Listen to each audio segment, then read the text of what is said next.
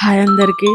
మేము నా హెల్త్ కొంచెం బాగైపోయింది. సో, పొద్దున్న లేవగానే ఫస్ట్ ఎన్ని గంటలకు లేచానో గుర్తుకులేదు. సో, రెడీ అయిపోతున్నాను. వచ్చేలోపు 9 అయిందనుకుంటా.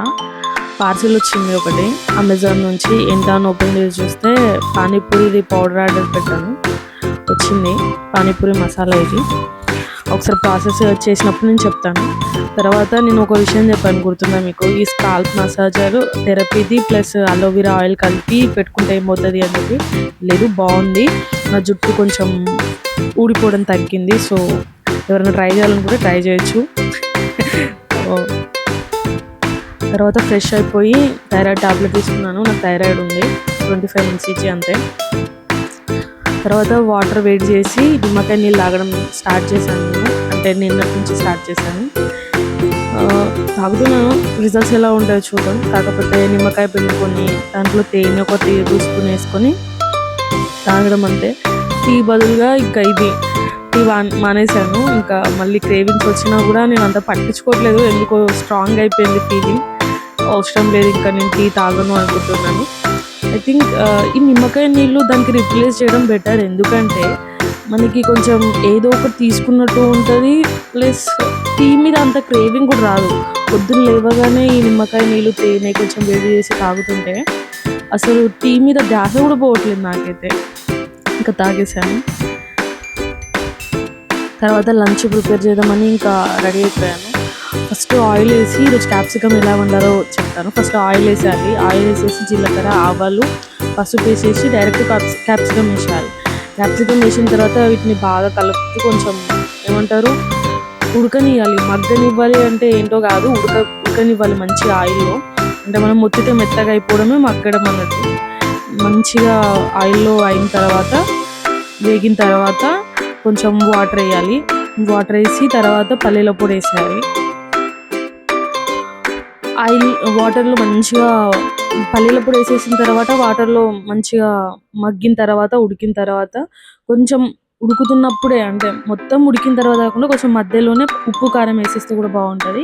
లేదు లాస్ట్లో వేసి మళ్ళీ ఇంకొంచెం 5 minutes ఉంచితే అయిపోద్ది. ఇది పల్లీల పొడి మా అమ్మ చేసింది. మా ఇంట్లో జనరల్గా ఎక్కువ పల్లీల పొడి ఉంటుంది. కర్రీస్లలో ఎక్కువ మేము మసాలాలు వాడం, కానీ పల్లీల పొడి, నువ్వుల పొడి, ఈ ధనియాల పొడి ఎక్కువ వాడతాం. మిగతా మసాలాలు చాలా తక్కువ, అసలు వాడము. అంటే మా ఇంట్లో జనరల్గా బాగా హెల్తీ అని కాదు, కానీ ఎక్కువ ఏం ఆయిల్ ఫ్రైడ్ ఐటమ్స్ కానీ అట్లాంటివి ఎక్కువ తినరు. జనరల్గా కర్రీస్ ఇవే తింటారు. మా ఇంట్లో ఉన్న ఒకే ఒక బ్యాడ్ హ్యాబిట్ ఏంటంటే రైస్ తినడం. కొంచెం రైస్ తింటారు. అంటే మా మమ్మీ పొద్దున్న రాత్రి రొట్టె చేస్తుంది, 2 times చేస్తుంది మా మమ్మీ రొట్టె. ఇంకా నా కోసం పుల్కా చేసి ఇమ్మని అడిగాను అనుకోండి, మా మమ్మీ పుల్కా కూడా కొంచెం పిండి ఒత్తిస్తే నేను చేసుకుంటూ ఉంటాను. పుల్కా కూడా చేసుకుంటూ ఉంటాం మేము. కానీ జనరల్గా బయట రొట్టెలు తెచ్చుకోవడం కానీ అట్లాంటివి ఏమి ఉండవు. ఇంట్లో బాగానే ఉంటుంది. ఈ రొట్టె అసలు తిరగట్లేదు, అలాగే రికార్డ్ చేశాను. సారీ, కొంచెం అడ్జస్ట్ అయిపోండి. ఎందుకంటే జస్ట్ బ్లాగ్ వీడియో కాబట్టి మనం జస్ట్ మాట్లాడుకోవడానికి అని నేను అనుకుంటున్నాను. సో ఎలా ఉన్నా కొన్ని కామెడీ అనిపించినా పెట్టేస్తున్నాను. అలాగే మీరు ఏమనుకుంటున్నారో కొంచెం కామెంట్లో కూడా చెప్పండి, అప్పుడు నాకు అర్థమవుతుంది. ఫన్నీగా ఉండాలా లేకపోతే సీరియస్గా ఉండాలా, ఎలా ఉంటే బాగుంటుంది అని. ఇలా చూడండి, ఇంకా మన కర్రీ అయితే మంచిగా నీళ్ళన్నీ పట్టినాయి, కర్రీ అయిపోయింది. అటు ఇటు సైడు పుల్కాలు కూడా రెడీ అయిపోయినాయి. నాకు నేనేమి ఇన్ని పుల్కాలు తినలేదు. ప్లేట్లో అన్నీ ఒకటేసారి పెట్టేశాను. రెండే తింటాను, ఎక్కువ ఏం తినలేదు నేను. తిండిపోతుంది కాదు అంతగా. తర్వాత తిని భగవద్గీత ఓపెన్ చేశాను. అప్పటికే మధ్యాహ్నం అయిపోయింది. తర్వాత భగవద్గీత చదువుతూ డైలీ ఒక అధ్యాయం కంప్లీట్ చేయాలనుకుంటాను, కానీ 10 papers కంటే ఎక్కువ చదవలేకపోతున్నాను. ఎందుకంటే నాకు వేరే పనులు ఉంటున్నాయి. అసలు టైం మేనేజ్మెంట్ సరిగ్గా ఉండట్లేదు, అసలు టైం సరిపోవట్లేదు నాకు. అనుకుంటూ ఉంటాను ఈరోజు ఒక 1 అధ్యాయం చదివేయాలి అని, కానీ అవ్వదు. తర్వాత కొంచెం సేపు అయిన తర్వాత వాకింగ్కి బయలుదేరాను. ఎందుకో ఈ మధ్య కొంచెం వాకింగ్ చేయాలని అసలు ఇంట్రెస్ట్ ఉండట్లేదు. లేకపోతే నేను 20,000 steps వరకు చేసుకుంటేనే వాకింగ్ అస్సలు చేయాలనిపించట్లేదు. అలా ఇక ఇంటి చుట్టూ ఒక రౌండ్ వేసినట్టు ఒక 5,000 steps ఏమో చేశాను. చేసి ఇంకా ఇంట్లోకి వెళ్ళిపోయాను. ఇదంతా మా ఇంటి చుట్టూ ఉండే ప్లేస్ ఇదంతా. ఇక్కడ తిరుగుతాను నేను వాకింగ్కి. బాగుంటుంది ఇక్కడ. కొంచెం పచ్చగా చెట్లు, ఇటు సైడ్ ఏమో పచ్చగా చెట్లు ఉంటాయి, అటు సైడ్ ఏమో మొత్తం రోడ్డు బాగుండదు. తర్వాత ఇంకా నైట్కి కిచిడి చేద్దామని చెప్పి బీన్స్ కట్ చేసి కిచిడి రెడీ చేశాను. ఏం లేదు, కిచిడి ఎలా చేయాలంటే నేను చిన్న ప్రాసెస్ చెప్తాను.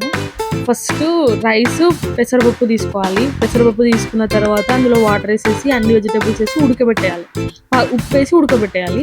తర్వాత అయిపోయిన తర్వాత నెయ్యి ఉంటే నెయ్యి, బటర్ ఉంటే బటర్తో వేసి తాలింపు వేసుకోవాలి. అంతే చేస్తాను కిచిడి జనరల్గా.